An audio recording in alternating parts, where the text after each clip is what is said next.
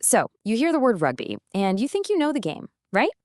Well, what if I told you there are two completely different sports that both go by that name? Today, we're going to tackle the question that confuses even hardcore sports fans. What is the deal with rugby league versus rugby union? Yeah, really. Think again.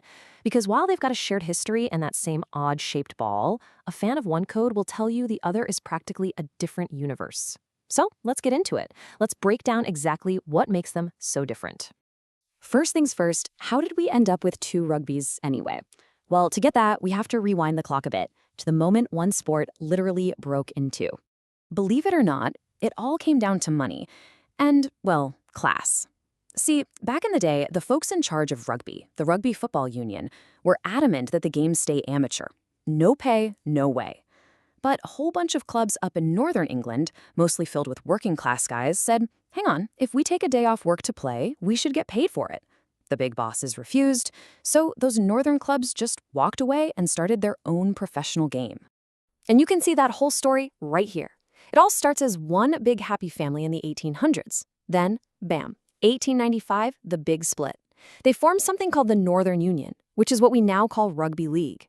From that day forward, the two games went down totally different roads, evolving into the unique sports we see today. Okay, so that's the history lesson. But how did that split actually change what you see on the field? Well, the very first thing you'd notice if you put the two games side by side is just a simple head count. In rugby league, you've got 13 players on each team. Just 13. Burn that number into your brain. But then you look over at a rugby union pitch, and you'll see 15 players on each side. Two extra people running around out there. Now you might be thinking, it's just two players, what's the big deal? Well, it's a huge deal. It changes everything. With only 13 players, the rugby league field has tons of open space. That means the game is faster, it's more direct, it's more explosive.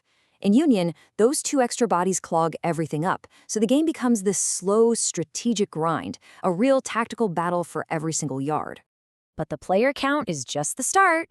The biggest, most fundamental difference, the thing that really defines each game, is what happens the moment a player gets tackled. This right here is the heart and soul of rugby league.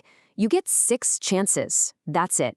Your team has the ball, and you can get tackled up to 5 times. On that 6th tackle, you either score or you're pretty much forced to kick the ball away and give it to the other team. It creates this constant ticking clock on every single possession. And this just perfectly shows the two different philosophies.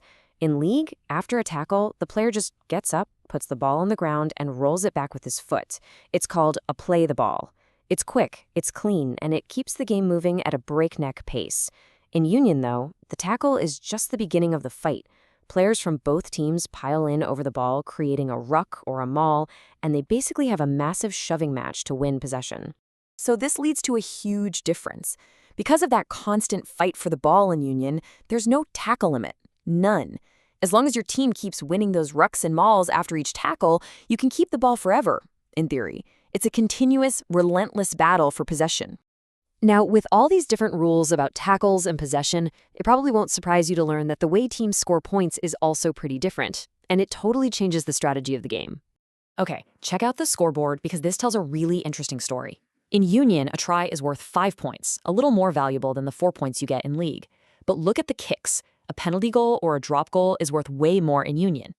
This means a union captain might be more tempted to just take the 3 points from a penalty kick, while a league captain is almost always thinking we need to score a try. I love this quote because it just hits the nail on the head. It sums up the whole vibe perfectly. Union is a chess match, a slow, grinding war for field position. League, on the other hand, is like a series of 6-second sprints. It's all about explosive, powerful attacks trying to smash through the defense before that tackle count hits 0. All right, so now we can tell the difference on the field. But where in the world are these games actually being played? Let's take a quick look at the global map of rugby. So if you're thinking, okay, I want to watch some of this, these are the competitions you need to know. For league, you've got the NRL in Australia and the Super League in Europe. Those are the big ones. For union, you have huge international tournaments every year, like the Six Nations and the Rugby Championship, and of course, they both have their own massive World Cups. And you can see from this chart, while they're both global sports, rugby union definitely has a bigger footprint. It's played seriously in over 100 countries. Rugby league is absolutely massive in its heartlands, like Australia and the north of England, but union is just a bit more widespread across the globe. Okay, I know that was a lot of information, so let me give you the ultimate cheat sheet, the 10-second test. Next time you flip on a game, just do two things. 1. Count the players. If you see 13, it's league. 15? It's union. And 2. Watch what happens after a tackle. If it's a quick, clean restart with the player rolling the ball back with his foot, that's league.